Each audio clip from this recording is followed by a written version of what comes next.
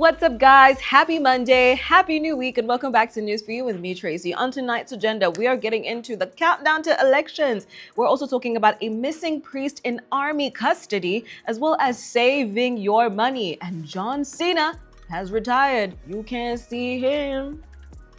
Let's get started. Economists are warning Ugandans against excessive spending throughout this festive season, urging households to prioritize saving and proper financial planning. Senior economist Dr. Fred Muhumuza says that financial stress that many families face in January is often self-inflicted due to poor spending habits during the festive season. He advises families to plan for post-holiday expenses such as school fees, rent, debt repayments, and rising living costs, especially as incomes remain stagnant. Now, Uganda's weak saving culture has also come under scrutiny, with experts cautioning that uncontrolled festive spending can push households into debt. Now, while budgeting and saving are recommended, many small-scale traders in Kampala say that low daily earnings and high business costs make saving completely difficult. Now, according to the 2024 National Population and Housing Consensus, only 42% of Ugandans aged 16 and above save money, leaving the majority financially vulnerable. Very sad to see, and I hope we take heed and don't spend as frivolously as we usually would.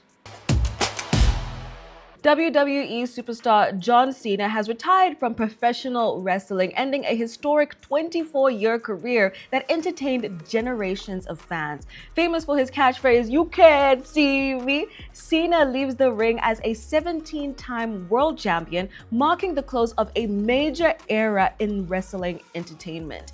Now, Cena's final match ended in defeat to Austria's Gunther, after which he tapped out and left his boot in the center of the ring, a traditional symbol of retirement. Now, beyond wrestling, Cena has built a successful acting career, starring in films such as Trainwreck, Blockers, and superhero series Peacemaker. Now, fellow wrestling icons, including The Undertaker and Dwayne "The Rock" Johnson, paid tribute, praising his legacy and impact on the sport. With exactly 1 month until the general elections, the Electoral Commission says that the preparations are on track, pointing to successful completion of major pre-election activities.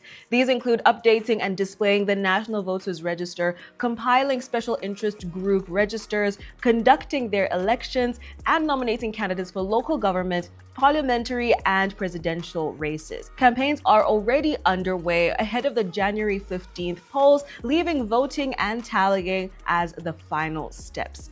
Now, the EC's optimism, however, is being questioned by political parties and election experts. Critics cite reports of electoral violence, roadmap adjustments, funding requests, and post-nomination petitions as signs that the process has not been smooth. Now, they argue that these challenges raise concerns about the Commission's ability to deliver free, fair, and credible elections.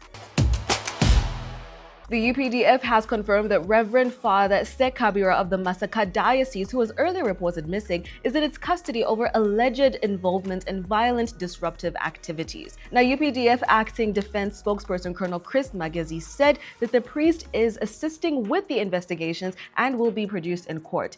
The confirmation follows a statement by the Bishop of Masaka Diocese, who on December 13th told believers that efforts to trace the priest had failed. Now, Father Ssekabira has been missing since December 3rd after he was reportedly kidnapped by armed men in Masaka. Now, Bishop Jumba wrote the message from Our Lady of Sorrows Cathedral in Chitovu, a site remembered for past abductions. And that is a wrap for tonight, guys. As always, please do leave a like, share, comment, subscribe, all that good stuff, and I'll catch you again tomorrow.